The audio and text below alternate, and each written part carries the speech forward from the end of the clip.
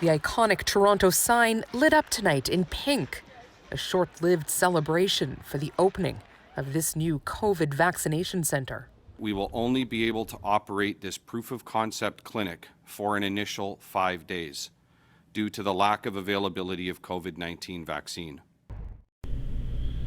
This person, Matthew Pegg, is an order follower. He has not lost a business or his income, but instead enjoys his public paycheck and just follows the directions of his so-called superiors. Just look at his eyes, facial expression, and listen to the tone of voice as he reads from his papers. Do you suppose Matthew Pegg here is just reading what they write for me, like those two Ontario officials? I don't know why I bring all these papers. I never look at them. I just say whatever they write down for me. That's why you're guessing.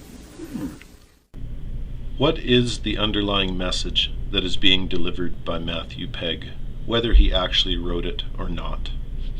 Well, when you want to sell something to someone, a great technique is the fear of loss suggestion.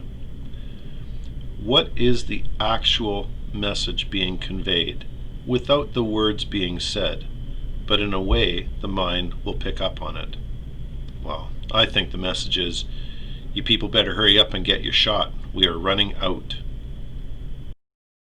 All appointments after Friday now cancelled. The reason? The Moderna vaccine it was using reallocated after Pfizer announced it was retooling this Belgian facility to ramp up production of its vaccine, a move that will result in a 4-week shortfall in the Canadian supply, now keenly felt across the country. The Moderna vaccine has been reallocated, but there is still a shortage? So reallocated out of the country? Reallocated for destruction? Reallocated where?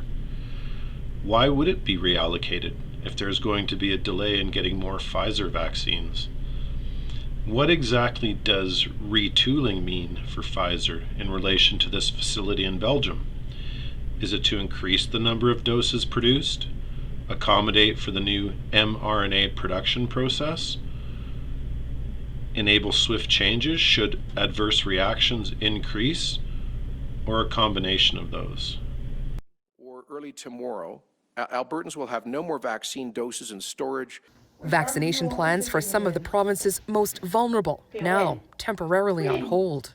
I personally am very disappointed that First Nation and Métis communities in Alberta are not going to receive the vaccine because of this shortage.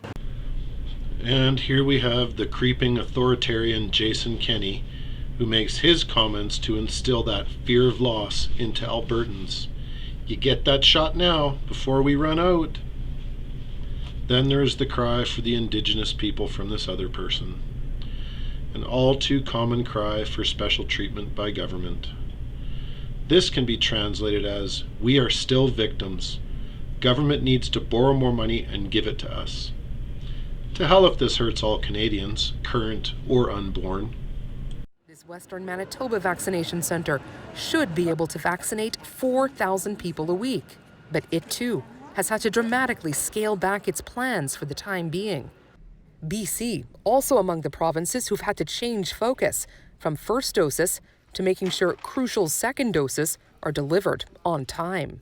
This delay will temporarily slow our delivery into the next phase of at-risk people. People get anxious when there's a shortage of anything. Remember when they had the toilet paper shortage? Vaccination, she says, is in its early stages, and the amounts involved are small relative to the large-scale plans for shots in the months ahead. I don't think this should worry people. I think actually they should be pleased that the reason this is happening is because the plant is trying to gear up to be able to turn it out faster and more. The current shortage a bump in a long road ahead, with many months to make up for lost ground. Katie Nicholson, CBC News, Toronto. And here we have two trustworthy mother figures. Although I can only identify one as an authoritarian politician who was probably also just reading what was written down for her. The old lady is pretty good on the propaganda and manipulation though, associating toilet paper shortages with vaccine shortages. Better get it while you can before the shelves are cleaned out, folks. All the vaccination facilities in this story have been very empty. I assume the people that are just standing around are the ones giving the vaccine. I'll just offer the opinion that the facilities are empty and there are no lineups because of people not wanting to take any available COVID-19 vaccine, no matter who it is from. I'm Dave Dismantled. Thanks for listening. Take care.